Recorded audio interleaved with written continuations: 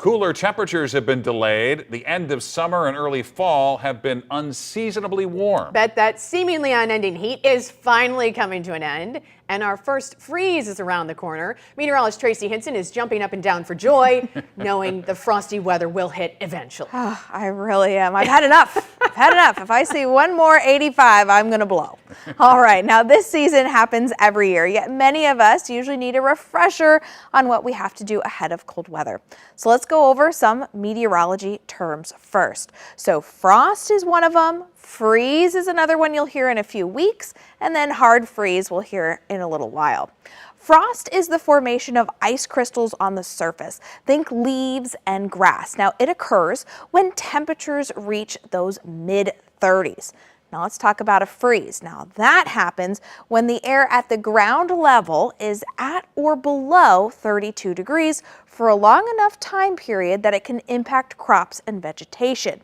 Now let's talk about freezing conditions some more here. It doesn't mean that it will be frosty. Wind, for example, can cause that frost not to form, so it'll prevent it. Now let's talk about a hard freeze. This is when the temperatures drop below 28 degrees for an extended period of time, killing crops and plants. Now cold air is moving in, so some of our region could see their first frost this weekend. Now some of us, not all of us. Usually the first freeze is not until mid-October, mid to late October, and the first hard freeze is until very late October into November. Now these dates are not concrete, and speaking of concrete, that's one of the reasons frost and freeze is delayed in St. Louis. So we have the urban heat island effect. You can see here the temperatures when there's nothing there, when it's just regular old land.